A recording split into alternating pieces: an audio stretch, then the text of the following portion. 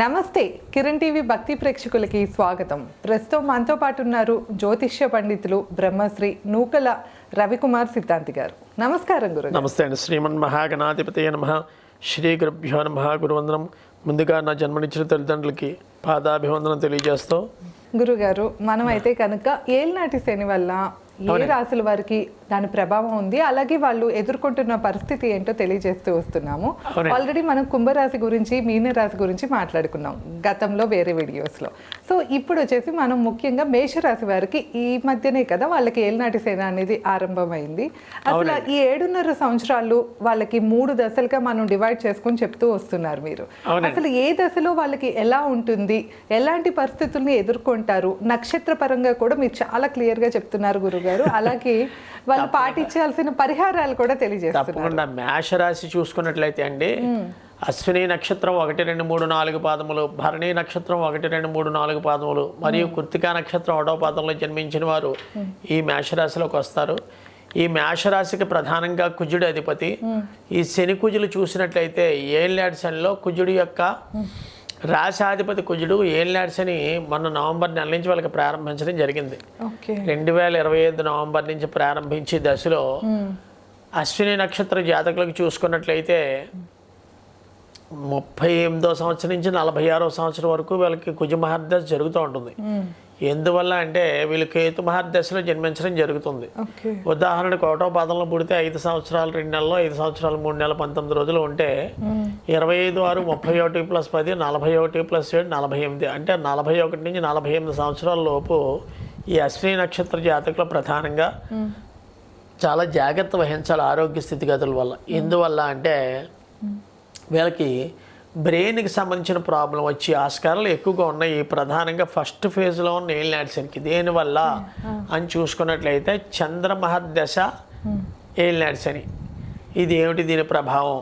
Only చంద్రమహర్దశ ఏలినాటి శని వల్ల బ్రెయిన్కి సంబంధించింది వస్తుందా, లగ్నాత్వం యొక్క భావాలను బట్టి కదా అని మిగతా వాళ్ళు ఎవరినైనా ప్రశ్నించినా, ఈ చంద్రమహర్దశలో చంద్రుడు మనస్కారకుడు, ఇక్కడ ఏలినాటి శని. ఈ 2 కాంబినేషన్స్ ఎలా ఉంటాయంటే కొంచెం మెంటల్గా అప్సెట్ చేస్తే బొర్రని. ఎవరికండి? అశ్విని నక్షత్రం 1, 2, 3, 4 పాదముల వాళ్ళకి. ప్రధానంగా చూసుకున్నట్లయితే బాలారిష్ట యోగాలు కూడా ఈ చిన్న వయసులో ఎవరైతే అశ్విని నక్షత్రంలో పుడతారో వీళ్ళకి తండ్రి యొక్క ఎదుగుదల చాలా తక్కువగా ఉంటుంది. ఈ సమయంలో ఎవరైతే అశ్విని నక్షత్ర జాతకులు పుడతారో వాళ్ళు అశ్విని నక్షత్ర శాంతి చేయించుకోవడమే కాకుండా శని భగవానుడు శాంతి చేయించుకోవడం ఎప్పటి నుంచి అండి? 2025 నవంబర్ నుంచి 2028 ఏప్రిల్ లోపు ఎవరైతే జన్మిస్తారో ఈ అశ్విని నక్షత్రంలో వాళ్ళు నక్షత్ర శాంతి అని ఉంటుంది. ఆ నక్షత్ర శాంతి కంపల్సరీ చేయించుకోవాలి. ఎందు మూలంగా అంటే తండ్రి యొక్క ఎదుగుదలని ఆపుతూ ఉంటారండి ఈ అశ్విని నక్షత్ర జాతకులు ఏదో రకంగా. తదుపరి ఈ అశ్విని నక్షత్ర జాతకులు చూసుకున్నట్లయితే ఈ ఫస్ట్ ఫేజ్లో కొంచెం ఫైనాన్షియల్ స్ట్రెస్ అంటే ఆర్థిక స్థితిగతులు కొంచెం క్షీణించి ఉంటాయి. ఎందుకు క్షీణించి ఉంటాయని చూసుకున్నట్లయితే వీళ్ళకి మధ్య వయసులో ఇందాక చెప్పడం జరిగింది, వీళ్ళకి రవి మహర్దశలో విదేశీ ప్రయాణ యోగం తీసుకొస్తుందండి. రవి మహర్దశ జరుగుతున్న వాళ్ళకి అశ్విని నక్షత్రంలో అంటే జాతకంలో రవి మహర్దశ ఎప్పుడు జరుగుతుందో వాళ్ళు చూసుకోవడమే, లేదా వాళ్ళు పుట్టిన డేట్ ఆఫ్ బర్త్ టైము నాకు అపాయింట్మెంట్ తీసుకుని చేసినట్లయితే వాళ్ళ యొక్క చక్ర రీత్యా ఎప్పుడైతే రవి మహర్దశ జరుగుతుందో ఒకటే లెక్క. మీకు అశ్విని నక్షత్ర జాతకులకి 2, 3, 4 పాదాల్లో పుట్టిన వాడికి 4 + 20 24వ సంవత్సరంలో అంటే ఒక ఇంజనీరింగ్ కానీ, ఒక మెడిసిన్ అయిన వాడికి కానీ, లేదా ఒక బిఎస్సీ అయిన వాడికి కానీ, ఒక డిగ్రీ అయిన వాడికి కానీ ఆటోమేటికల్లీ 100% మందికి అశ్విని నక్షత్ర జాతకులు విదేశాలు వెళ్దాం అనుకున్న వాళ్ళు ఐటీఐ చేసిన 24 సంవత్సరాలు దాటాక ఏ దుబాయో ఏ కెనడా కంట్రీస్లో గ్యారంటీగా ఛాన్స్ వచ్చే ఆస్కారాలు 199% ఎక్కువగా ఉన్నాయండి. అశ్విని నక్షత్ర జాతకుడు విదేశాల్లో స్థిరపడతాడు. దేనివల్ల? ఈ రవి మహర్దశ, ఈ మహర్దశ కారణం వల్ల విదేశాలు తీసుకెళ్లే ఆస్కారాలు ఎక్కువగా ఉంటాయి. వీరి యొక్క సంతాన విషయంలో కూడా ఎక్కువ ఆడపిల్లలు పుట్టే ఆస్కారాలు ఉన్నాయి అశ్విని నక్షత్ర జాతకులకి. దీని నిమిత్తం మగ సంతానం కానీ లేదా భార్యాభర్తల మధ్య సఖ్యత కూడా లోపిస్తుందండి. ఏంటంటే ఫస్ట్ స్పెల్లో. ఎందుకంటే మీనరాశి నుంచి అశ్విని నక్షత్రం 3వ పాదంలో నడుస్తున్న ఈ యొక్క శని భగవానుడి యొక్క దృష్టి ఏ రకంగా ఉంటుంది? అంతే 4 పాదాలు అంటే అశ్విని నక్షత్రం 1, 2, 3, 4 పాదములు కూడా మేషరాశిలోకి వస్తాయండి. ఈ యొక్క భార్యాభర్తల మధ్య సఖ్యత అంటే ఏమిటి? ఏదో రకంగా ఫైనాన్షియల్ స్ట్రెస్ వల్ల గొడవలు అవుతూ ఉండడం, లేదా అప్పులు ఎక్కువగా చేస్తూ ఉండడం, మానసిక ఒత్తిడి ఎక్కువ పడుతూ ఉండడం, ఒకరికొకరు మాట హత్తుకోపోవడం, ఇలాంటివి ఎక్కువగా జరుగుతూ ఉంటాయి. పుట్టిన పుత్ర సంతానంలో కూడా ఈ అశ్విని నక్షత్ర జాతకులకు చూసుకున్నట్లయితే మాట వినకపోవడం, పిల్లలు అనుకున్న చదువు చదవలేకపోవడం, దీనివల్ల మీకు ఎంతో డబ్బులు వెచ్చిస్తున్నాం, మీరు అనుకున్న సాధనకి మీరు ముందుకు కొనసాగించడం లేదు, విపరీతమైన స్ట్రెస్ ఇవి ఎక్కువగా ఉంటాయి. ప్రధానంగా ఈ అశ్విని నక్షత్ర జాతకులు చాలా జాగ్రత్తగా ఉండాలి. గోరింటాకుని ఆకేనండి, చెట్టు పెంచడం కాదు, ఆకుని దానం కింద ఎవరికైనా స్త్రీమూర్తులకి ఇస్తే, మగవారు అశ్విని నక్షత్ర జాతకులు పుట్టినా, ఆడవారు అశ్విని నక్షత్రం పుట్టినా, వీళ్ళు చేయవలసిన దానం ఏమిటండి, ఎప్పుడు చేయాలి అని చూసుకున్నట్లయితే ప్రతి మంగళవారం నాడు అశ్విని నక్షత్రంలో ఎవరైతే పుట్టారో ఆ మంగళవారం నాడు గోరింటాకు ఒక 1/4 కేజీ ఉండేటట్టుగా సుమంగళికి, అంటే ఎవరికండి, భర్త ఉన్న వ్యక్తికి దానంగా ఇవ్వడం కానీ చేసినట్లయితే అత్యద్భుతమైన ఫలితం. లేదా దగ్గరలో అమ్మవారి గుడి ఉంది అనుకున్నట్టు ఆడవాళ్ళకి ఇస్తే అని అనుకుంటారన్న ఆలోచనలో ఉన్నప్పుడైతే శుభ్రంగా రుబ్బించేసి ఇంట్లో ఆడవారి చేత ఆ గోరింటాకు అమ్మవారి చేతికి పెట్టమని గుడిలో చెప్పడం చెయ్యాలి. గోరింటాకు చేతికి మరియు కాళ్ళ దగ్గర పెట్టండి అమ్మవారి గుడిలో అని. అలా 3 మంగళవారాలు చేయించిన ఎడలా ఇప్పటివరకు ఎవరు కూడా చేసి ఉండరండి ఏ వీడియోలో కూడా ఇలాంటి గోరింటాకు ఎఫర్మేషన్. ఇది చేసి చూడండి. ఓన్లీ 3 వారాలే మీరు కష్టపడేది ఏంటంటే ప్రతి మంగళవారం 3 మంగళవారాలు అశ్విని నక్షత్ర జాతకులకి ఏలినాటి శని ప్రభావం నుంచి ఉపశమనం కలగాలంటే ఈ 3 మంగళవారాలు గోరింటాకు గుడిలో దానం ఇవ్వడం కానీ, లేదా సుమంగళి ఎవరైనా ఉంటే ఆవిడకి పెట్టుకోమని చెప్పి 3 మంగళవారాలు ఒక సుమంగళికి దానం చేసినట్లయితే ఈ శని యొక్క ప్రభావం దగ్గర నుంచి విముక్తుడి జీవితం అంతా సస్యశ్యామలంగా కొనసాగుతుందండి. మరో సెకండ్ ఫేజ్ చూసుకున్నట్లయితే ఏ రకంగా ఉంటుంది? ఫస్ట్ ఫేజ్లో తలకి సంబంధించిన రుగ్మతలు అవి ఏర్పరిచే ఆస్కారంలో, సెకండ్ ఫేజ్లోకి వచ్చేటోడికి ఇందాక చెప్పడం జరిగింది. తల దగ్గర నుంచి హృదయం వరకు మొదటి ఫేజు, హృదయం దగ్గర నుంచి పిక్కల వరకు సెకండ్ ఫేజ్ చెప్పడం జరిగింది. థర్డ్ ఫేజ్ వచ్చేటప్పటికి పిక్కల దగ్గర నుంచి బొటకన వేలు పాదాల వరకు చెప్పడం జరిగింది. ఈ సెకండ్ ఫేజ్లో ఏ రకంగా ఉంటుంది అశ్విని నక్షత్ర జాతకులకి అని చూసుకున్నట్లయితే వాళ్ళకి ప్యాంక్రియాస్ అంటే కిడ్నీకి సంబంధించింది కంపల్సరీ టెస్ట్ చేయించుకోవాలి. ఎవరికైతే అశ్విని నక్షత్ర జాతకులు ద్వితీయార్థం అంటే సెకండ్ ఫేజ్లో ఎప్పుడు పడతాడయ్యా, సెకండ్ ఫేజ్ 2025 నుంచి 2028 ఏప్రిల్ వరకు ఫస్ట్ ఫేజ్ అయిపోతే 2028 ఏప్రిల్ దగ్గర నుంచి 2030 నవంబర్ వరకు కూడా సెకండ్ ఫేజ్ నడుస్తుంది. చాలా జాగ్రత్తగా ఉండాలి. 2028 ఏప్రిల్ దగ్గర నుంచి 2030 నవంబర్ వరకు సెకండ్ ఫేజ్ జరుగుతుంది. కాబట్టి ఈ సెకండ్ ఫేజ్లో ఈ అశ్విని నక్షత్ర జాతకులకి ఎడం చేతి పక్కన, మగవాళ్ళకైతే ఎడం చేతి పక్కన కిడ్నీ వీక్గా ఉంటుంది, గ్యారంటీగా టెస్ట్ చేయించుకోండి. అదే ఆడవారికైతే రైట్ సైడ్ కిడ్నీ కొంచెం వీక్గా ఉంది, యూరిక్ యాసిడ్ టెస్ట్ ఇమీడియట్గా చేయించుకోవాలి. ఆ సమయంలో మీరు సంప్రదించవలసింది ఏంటంటే ఆ టైంలో గ్యారంటీగా విడవకుండా ప్రతి శనివారం సెకండ్ ఫేజ్ ప్రారంభించిన తర్వాత కాలభైరవుడికి నల్ల ద్రాక్షతో అభిషేకం చేయించాలి ప్రతి శనివారం 7 శనివారాలు. ఎందుకంటే కాలాన్ని నిర్ణయించింది భైరవుడు. లేదా కుదరటం లేదు గురుగారు, మేము గుడికి వెళ్ళాము, లేదా ఏదో మా యొక్క మతం రీత్యా కులం రీత్యా మేము గుడికి వెళ్ళడానికి ఇంట్రెస్ట్ లేదు అనుకున్న వారు ఎవరైతే ఉంటారో వాళ్ళకు కూడా చెప్పి వీడియో ఏంటంటే 18 గారెలు కొంటారో ఇంటి దగ్గర వేస్తారో, చిన్న చిన్న గారెలు 18 గారెలు కుక్కకు ఆహారంగా ప్రతి శనివారము 7 శనివారాలు పెట్టాలండి. సెకండ్ ఫేజ్ చాలా క్రిటికల్ పొజిషన్ ఆఫ్ అశ్విని నక్షత్ర. క్లియర్లీ మీరు విని ఆ యొక్క సెకండ్ ఫేజ్ మరీ చెప్పాను. 2028 ఏప్రిల్ దగ్గర నుంచి 2030 నవంబర్ వరకు సెకండ్ ఫేజ్ జరుగుతుంది అశ్విని నక్షత్రం మేషరాశి వారికి. ఈ యొక్క ప్రభావంతో ఆరోగ్యమే మహాభాగ్యం అన్నారు పెద్దలు. అందుకని ప్యాంక్రియాస్ బాగుండాలి అనుకుంటే లైట్గా టచ్ అయిన కిడ్నీ ప్రాబ్లము ఇమీడియట్గా మీరు చేయవలసిన రెమెడీ ఏంటంటే ఒక 18 గారెలు తీసుకుని 7 శనివారాలు కుక్కకు ఆహారంగా పెట్టాలి. లేని ఎడలు పెట్టలేని ఎడల కాలభైరవుడి గుడిలో నల్ల ద్రాక్ష 1/4 కేజీ జ్యూస్ చేసేసి అభిషేకం చేయించాలి కాలభైరవుడికి. ఇలా చేసిన ఎడల ఈ యొక్క జాతకం రీత్యా జరుగు ప్రమాదముల నుంచి బయటపడే ఆస్కారాలు ఎక్కువగా ఉన్నాయి. ఇక థర్డ్ ఫేజ్ చూసుకున్నట్లయితే చాలా అత్యద్భుతమైన కాలం అని చెప్పచ్చు. ఇది ఎప్పుడైతే దాటారో 2030 నవంబర్ దాటిన తర్వాత వీళ్ళకి అత్యద్భుతమైన రాజయోగంగా చెప్పవచ్చు. అశ్విని నక్షత్ర జాతకులకి ఇంకా వెనక్కి తిరిగి చూడక్కర్లేదు. ఉద్యోగంలో కానీ, వ్యాపారంలో కానీ, సంతానంలో కానీ, ఆరోగ్య విషయంలో కానీ మంచి అభివృద్ధి జరుగుతుండడంలో ఎటువంటి సందేహం లేదు. ఎందువల్ల అశ్విని నక్షత్ర జాతకులకి ఆ టైంలో థర్డ్ ఫేజ్ వెళ్ళేటప్పటికి కృత్తికా నక్షత్రం 1-2 పాదాల్లోకి వెళ్తారు. అక్కడి నుంచి చూసుకున్నట్లయితే మనం అశ్విని దగ్గర నుంచి భరణి, కృత్తిక, సంపత్తార, కుటుంబ స్థానం, ఆరోగ్యం, ఆయుర్దాయం, 2వ స్థానం ఏం చెప్పిందంటే జ్యోతిష శాస్త్రము సంపద, కుటుంబము, సంతానము, సౌఖ్యత ఈ 4 ఏర్పరిచేటట్టుగా చేస్తాడు. ఎక్కడ పడండి కృత్తికా నక్షత్రంలోకి వెళ్ళిపోయాక శని సంచరించడం మీకు ఏది పట్టుకుంటే అది బంగారం అవ్వడం జరుగుతుంది. అధిపతి భరణి నక్షత్రం చూసుకున్నట్లయితే అశ్విని నక్షత్రంలో ప్రస్తుత వర్తమానంలో 2026 ఏప్రిల్ 3వ తారీఖున అశ్విని నక్షత్రంలో సంచరిస్తున్నాడు శని భగవానుడు. ఇక్కడి నుంచి భరణి నక్షత్రంలో సంచరించి వారికి ఫస్ట్ ఫేజ్ ఆఫ్ ఏలినాటి శని ఏ రకంగా ఉంటుంది అని చూసుకున్నట్లయితే మేషరాశికి వీరు నేత్ర సంబంధమైన విషయాల్లో చాలా జాగ్రత్తగా ఉండాలి. ఎందుకంటే రెటీనా కానీ లేదా కంటి ఆపరేషన్ కానీ జరిగే ఆస్కారాలు ఉన్నాయి. పెద్దవాళ్ళకైనా కానీ చిన్నవాళ్ళకి కూడా దూరపక్షరాలు కనిపించక లేదా కళ్ళల్లో అయినా నిప్పురవ పడడం చాలా జాగ్రత్తగా ఉండాలి. భరణి నక్షత్ర జాతకులు కంటిలో నిప్పురవ పడడం కానీ లేదా కంటిలో ఒక శుక్రముల ప్రాబ్లమ్స్ కానీ వచ్చే ఆస్కారాలు బహు ఎక్కువగా ఉన్నాయి భరణి నక్షత్రం మనకి ఫస్ట్ ఫేజ్లో. దీని రీత్యా ఏ రెమెడీ చేస్తే అత్యద్భుతమైన ఈ యొక్క ఆరోగ్యంగా ఏర్పడుతుంది అని చూసుకున్నట్లయితే చాలా అత్యద్భుతమైన రెమెడీ అండి. ఎవరైతే ఈ భరణి నక్షత్రం వాళ్ళు ఈ యొక్క జాతక బలం రీత్యా నేత్ర సంబంధమైన ప్రాబ్లమ్స్ నుంచి బయటపడాలనుకున్నట్లయితే ఎండు ఖర్జూరం అంటే మన సత్యనామూర్తి ప్రసాదంలో సత్యనామూర్తి వ్రతంలో ఎండు ఖర్జూరం అని పెడతాం.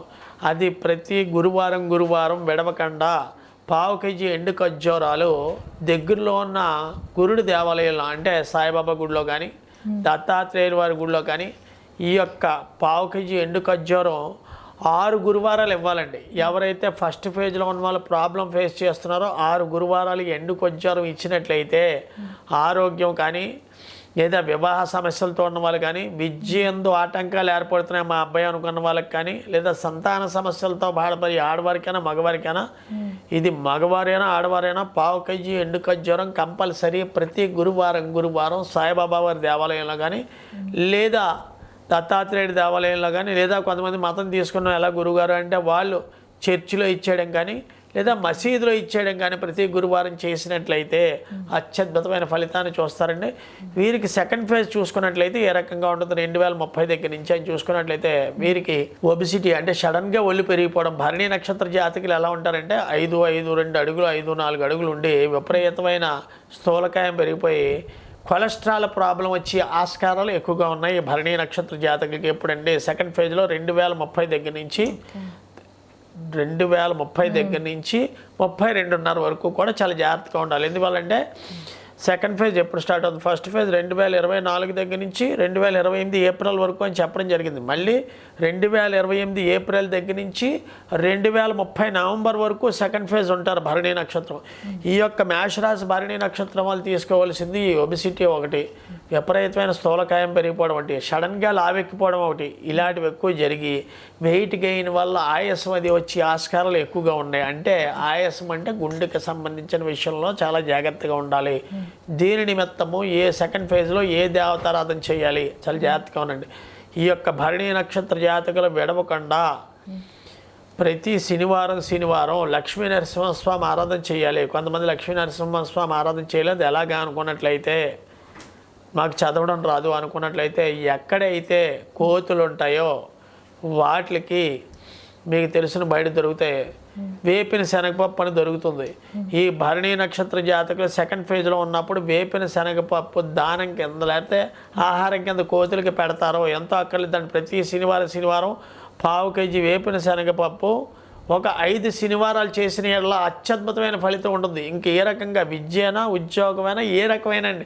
ఇప్పుడు చాలామంది నవ్వుతారండి వేపిన శనగపప్పు ఏంటండి, కానీ కోతికి ఇష్టమైంది ఆంజనేయ స్వామికి వేపిన శనగపప్పు అంటే తీసుకుని ఏంటంటే ఒక గింజ ఉండదు, అక్కడ 100-200 గింజలు పడతాయి 1/2 కేజీకి. అక్కడ ఏంటంటే మనం 100 పళ్ళు దానం చేయమన్నాం అనుకోండి 1000 రూపాయలు ఖర్చు అవుతుంది చేసే యజమానికి. ఇక్కడ 1/2 కేజీ ఒక 40 రూపాయలతో చేయి దులిపేసుకోవచ్చు. అత్యద్భుతమైన రెమెడీ. అది తిన్న తర్వాత వీడికి సంబంధించిన ఒబిసిటీ స్వామివారికి రావాలని కాదు, ఈ ఒబిసిటీ అనే ప్రాబ్లం దగ్గర నుంచి బయటపడే ఆస్కారాలు వేపిన శనగపప్పులో చాలా ఎక్కువ శాతం ఉన్నాయి. ఇది తాంత్రికమైన రెమెడీ కూడా. ఇక థర్డ్ ఫేజ్లోకి వచ్చినట్లు చూసుకున్నట్లయితే ఈ భరణి నక్షత్రం వాళ్ళకి 2030 దగ్గర నుంచి 2032 ఏప్రిల్ నెల వరకు ఏ రకంగా ఉంటుంది? భార్య కొంచెం అస్వస్థత అయ్యే ఆస్కారాలు ఎక్కువగా ఉన్నాయి. ప్రధానంగా ఏ రకమైన అస్వస్థత? కళ్ళు తిరిగిపోతూ ఉండడం, హెమోగ్లోబిన్ తగ్గుతూ ఉండడం, వికారం ఎక్కువగా వస్తూ ఉండడం, వాంతులు అయిపోతాయేమో అనిపించడం, వాంతి అవ్వకపోవడం, ఇలాంటి ప్రాబ్లమ్స్ ఎక్కువగా ఉంటాయి. దాని నిమిత్తం ప్రత్యేకంగా థర్డ్ ఫేజ్లో విడవకుండా మనకి చాలా అత్యద్భుతమైన రెమెడీ అండి. ఇది ఎవరైతే ఇస్తారో ప్రతి బుధవారం 8 బుధవారాలు 4 బూర్లు ఎవరికైనా లేని వాళ్ళకి, కళ్ళు లేని వాళ్ళకి దానం చేసిన వాళ్ళు ఈ భరణి నక్షత్రం వాళ్ళు చాలా అత్యద్భుతమైన ఫలితం చూస్తారని చాలా మర్చిపోకండి. ప్రతి బుధవారం 4 బూర్లు 8 బుధవారాలు ఇవ్వాలి. ఎవరైతే భరణి నక్షత్రం వల్ల బూరులు దానం చేస్తారో వీళ్ళ భార్య యొక్క ఆరోగ్యం సస్యశ్యామలంగా ఉంటుందో. ప్రత్యేకంగా థర్డ్ ఫేజ్లో మిగతా చదువు మీద వాటి మీద కాకుండా లాస్ట్ ఇంకా జరిగిపోతున్న 2.5 సంవత్సరాల్లో భార్య యొక్క ఆరోగ్యం చూపించే ఆస్కారాలు ఎక్కువగా ఉన్నాయండి భరణి నక్షత్ర జాతకులకు మాత్రమే. తదుపరి కృత్తికా నక్షత్రం 1వ పాదం కూడా ఈ మేషరాశిలోకి వస్తుంది. కృత్తికా నక్షత్రం 1వ పాదం అంటే ఏమిటి? రాశాధిపతి కుజుడు, నక్షత్రం అగ్ని నక్షత్రం. కృత్తికా నక్షత్రం ఏమిటంటే అగ్ని నక్షత్రం అని చెప్పడం జరుగుతుందండి. దీనికి ఏలినాటి శని ప్రభావం ఏ రకంగానో ఉపయోగపడుతుంది. కృత్తికా నక్షత్రం వాళ్ళు ఏమనుకుంటే అది సాధించడం కానీ మొదటి ఫేజ్లో అంటే ఎప్పుడు 2025 నవంబర్ దగ్గర నుంచి 2027 ఏప్రిల్ వరకు ఏ రకంగా ఉంటుంది వీళ్ళ యొక్క గ్రహస్థితి. ఈ 2025 నవంబర్ దగ్గర నుంచి 2028 ఏప్రిల్ వరకు ఏ రకంగా ఉంటుంది? కృత్తికా నక్షత్రం ఫస్ట్ ఫేజ్లో వాళ్ళని చూసుకున్నట్లయితే వీరికి ప్రధానంగా యూరినరీ ట్రాక్ట్ ఇన్ఫెక్షన్ ఎక్కువగా ఉంటూ ఉండడం ఫస్ట్ ఫేజ్లోనే. అదేంటి ఎప్పటివరకు నుదుడి దగ్గర నుంచి హృదయం వరకు వెళ్ళారు, హృదయం దగ్గర నుంచి పెక్కల వరకు వచ్చారు. 3వ ఫేజ్ది ఫస్ట్ ఫేజ్దే చెబుతున్నారు ఏమిటని అనుకోవచ్చు ప్రతి ఒక్కరు. కానీ ఇక్కడ జరిగే మహర్దశని బట్టి ఉంటుందండి. కృత్తికా నక్షత్ర జాతకులు రవి మహర్దశలో జన్మిస్తారు. ఈ యొక్క అంతర్దశ విధానంలో శని ఏలినాటి శని ప్రభావం వీళ్ళకి రాహు మహర్దశ వచ్చాక ప్రారంభించడం జరుగుతుంది. రాహు ఏ ఇంట్లోకి వెళ్ళిపోతే రాహుకేతుల ఇంట్లోకి వెళ్ళడానికి శ్రీ మహావిష్ణువు దగ్గర వాళ్ళు అర్జీ పత్రం పెట్టుకోవడం జరిగింది.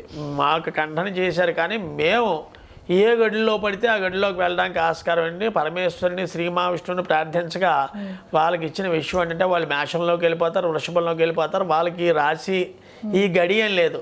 గురుడికి అయితే మేనధనుల రాశులు చెప్పడం జరిగింది, శని భగవానుడికి మకర కుంభాలు అయితే చెప్పడం జరిగింది. వీళ్ళు ఏ గడిలో ఏ రాశిలోకి పడితే ఆ ఇంట్లోకి వెళ్ళిపోతూ ఉంటారండి. ఎవరంటే రాహుకేతులు. అందుకనే వాటిని ఛాయాగ్రహాలని చెప్పడం జరిగింది. ప్రధానంగా కృత్తికా నక్షత్రం 1వ పాదంలో చూసుకున్న వాటికంటే మధ్య వయసులో రాహు మహర్దశ ప్రారంభిస్తుంది. ఇది మధ్య వయసులో రాహు మహర్దశ ప్రారంభించడం వల్ల ప్రధానంగా మగవారికి అయితే హెర్నియాకి సంబంధించిన ప్రాబ్లం ఉంటూ ఉండడం, ఆడవారికి అయితే యూరినరీ ట్రాక్ట్ ఇన్ఫెక్షన్ ఎక్కువగా ఉంటూ ఉండడం ఎక్కువగా జరుగుతాయి. దీని నిమిత్తం ఏ రకమైన దేవతారాధన చేస్తే వీళ్ళ ఆరోగ్య సమస్యల నుంచి బయటపడి అత్యద్భుతమైన జీవిత ఫలాన్ని ముందుకు కొనసాగిస్తారని చూసుకుంటే మార్కెట్లో దొరికిన కష్టమైన ఎక్కువైన నేరేడు పళ్ళని దొరుకుతాయండి. ఏ సమయంలో దొరికితే ఆ సమయంలో దానం చేయండి. ఇప్పుడు ఎండాకాలం వస్తుంది, ఎండాకాలంలో నేరేడు పళ్ళు ఎక్కువ వస్తాయి. ఎవరైతే ఈ కృత్తికా నక్షత్రం వాళ్ళు మొదటి 2.5 సంవత్సరాలు ఏలినాటి శనిలో ఫస్ట్ ఫేజ్లో నేరేడు పళ్ళు 1 కేజీ తీసుకుని ప్రతి శనివారం వెంకటేశ్వర స్వామి గుడి బయట నిలబడి ఉన్న లేకపోతే కూర్చున్న బెచ్చకాళ్ళకి ప్రత్యేకంగా చూడండి. శని భగవానుడు ఎక్కడికి వెళ్తాడంటే ఎవరిని ఇష్టపడతాడంటే వెంకటేశ్వర స్వామి గుడి లేదా ఆంజనేయ స్వామి గుడి అంటే ఈయనకి మహాప్రీతి. ఆ వెంకటేశ్వర స్వామి గుడి దగ్గర ఉన్న బెచ్చకాళ్ళకి ఎవరైతే నేరేడు పండ్లు 1 కేజీ తీసుకొని కొంతమందికి దానం చేసేస్తారో ఈ ఫస్ట్ ఫేజ్లో ఏలినాటి శని ప్రభావం నుంచి సత్ఫలితాలను అనుభవిస్తారు. ఇక 2.5 సంవత్సరాలు లేక 5వ సంవత్సరమైన సెకండ్ ఫేజ్ గురించి కృత్తికా నక్షత్రం వాళ్ళని చూసుకున్నట్లయితే ఎప్పుడు ప్రారంభం అవుతుంది?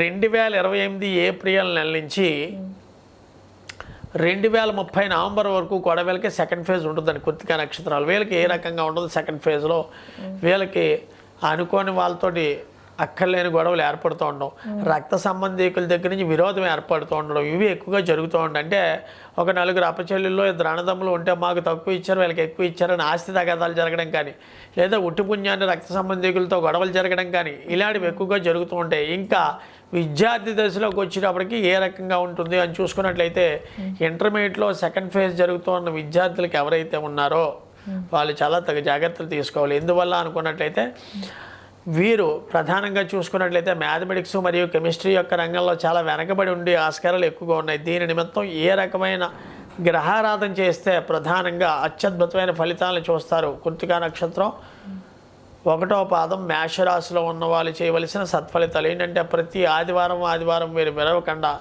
ఎవరైతే సూర్యాష్టకం 6 ఆదివారాలు చదువుతారో, ఇక్కడ నైవేద్యం ఏం అక్కర్లేదండి, ఓన్లీ అది 6 ఆదివారాలు చేసి సూర్య భగవానుడికి 3 దోశలతో నీళ్ళని సమర్పిస్తారో వాళ్ళు ఈ యొక్క ఏలినాడిసిన ప్రభావం దగ్గర నుంచి సెకండ్ ఫేజ్ నుంచి అత్యద్భుతమైన అనుభవం మీకు దక్కుతుంది. దీంట్లో ఎటువంటి సందేహం లేదు. 3వ ఫేజ్లోకి వచ్చేటప్పటికి ఏ రకమైన ఆరాధన చేయాలి, అది ఎప్పుడు జరుగుతుంది, 2028కేమో మనం చెప్పుకోవడం జరిగింది. 2025 దగ్గర నుంచి 2028 వరకు ఫస్ట్ ఫేజ్, 28 నుంచి 30 వరకు సెకండ్ ఫేజ్, 30 దగ్గర నుంచి 2032 ఏప్రిల్ వరకు ఏ రకమైన ప్రభావితం చూపిస్తుంది కృత్తికా నక్షత్రం మీద అని చూసుకున్నట్లయితే ప్రధానంగా ఈ మెడకండరాలు పట్టేయడం, ఇదేంటి ఎప్పటివరకు బాహ్య నుంచి అన్నారంటే కృత్తికా నక్షత్రానికి కొన్ని రివర్స్ అవుతాయండి. ఎందుకంటే అగ్ని నక్షత్రం ఒకటి, వ్యధ నక్షత్రం ఒకటి అని చెప్పడం జరుగుతుంది. ఈ మెడకండరాలు విపరీతంగా లాగేయడం, స్పాంటైటిస్ ఏర్పడడం చిన్న వయసులోనే, ఇలాంటి యొక్క లేకపోతే వాటికి సంబంధించిన స్పాంటైటిస్కి సంబంధించిన ఇవి వేసుకోవడం, వస్తువులు ధరించుతూ ఉండడం, లేదా ఏంట్రా అలా మెడలు అలాగా జారిపోయి అంటూ ఉండడం మగవాళ్ళకైనా ఆడవాళ్ళకైనా, ఈ సమస్యల నుంచి ఏ దేవతారాధన చేస్తే అత్యద్భుతమైన ఫలితాన్ని అనుభవిస్తారు. చాలా అత్యద్భుతమైన రెమెడీ అండి. రోజు కూడా ఓం శ్రీ కృష్ణాయ నమః అంటూ ఉండడం కానీ, లేదా నోరు తిరగని వాళ్ళు కృష్ణుడికి విడవకుండా ప్రతి శుక్రవారం ఒక చిన్న గ్లాసు అంటే ఒక 100 ml పాలల్లో లేదా ఒక 200 ml పాలల్లో కొంచెం అటుకులు వేసి నివేదనగా పెట్టినట్లయితే ఈ మెడకండరాలకు సంబంధించిన ప్రాబ్లం నుంచి ఉపశమనం చెంది వాళ్ళు విద్యార్థులైనా ఉద్యోగులైనా లేదా సంతానం లేదు వాళ్ళు అనుకున్నా ఈ 3rd ఫేజ్లో ఓన్లీ కృష్ణుడికి అటుకులు నివేదనగా పెట్టిన ఎడలా ఎప్పుడెప్పుడు పెట్టాలి మరి ముఖ్యంగా చెప్పడం జరిగింది. ప్రతి శుక్రవారం 8 శుక్రవారాలు ఎవరైతే కృత్తికా నక్షత్రంలో జన్మించిన వాళ్ళు 8 శుక్రవారాలు విడవకుండా, 3వది అంటే 5 సంవత్సరాల నుంచి 7.5 సంవత్సరాల వరకు ఉన్న ఏళ్ళు నడిచిన సమయంలో ఇది పెట్టినట్లయితే కృష్ణ భగవానుని కొలిచి, లేదా కొంతమంది ఆలోచిస్తారు మాకు మతాంతరంగా కృష్ణుని కొలవడం ఇష్టం లేదని, అలాంటి వాళ్ళు యేసుప్రభుని నమ్మిన వాళ్ళు యేసుప్రభుకి అటుకులు ప్లస్ పాలు నివేదన, లేదా మసీదుకి వెళ్తారు, ఓన్లీ ఎలా ఉంటాడో దేవుడు తెలియకపోయినా అటుకులు మరియు పాలు నివేదన పెట్టి మనం నమ్మిన ఇష్టమైన దేవుడు ఎవరైతే హిందూ దాంట్లో అయితే మాత్రం కృష్ణుడికి మాత్రమే పెట్టాలి. వేరే మతాలు ఎవరైనా ఉంటే వాళ్ళు ఏం నమ్మితే ఆ దేవతారాధనకి పెట్టినట్లయితే అత్యద్భుతమైన ఫలితాలు చూస్తారన్నలో ఎటువంటి సందేహం లేదండి. తప్పకుండా గురుగారు. సో అంటే మొత్తానికి మేషరాశికి 7.5 సంవత్సరాలు ఏ నక్షత్రానికి సంబంధించిన వాళ్ళకి ఎలా ఉంటుంది, అలాగే వాళ్ళు ఎలాంటి పరిహారాలు చేసుకోవాలో అయితే మీరు చాలా క్లియర్గా తెలియజేశారు గురుగారు. సో మీకు ఏ దశ నడుస్తుంది, మీది ఏ లగ్నము, ఇంకా మరింత డీటెయిల్గా ఏమైనా తెలుసుకోవాలి అంటే కింద గురుగారు నెంబర్ ఇస్తున్నాము, తప్పకుండా కాంటాక్ట్ అయ్యి మీకున్న సమస్యలకి తగ్గ సొల్యూషన్ని తెలుసుకోవచ్చు. ధన్యవాదాలు. నమస్కారం. నమస్తే అండి.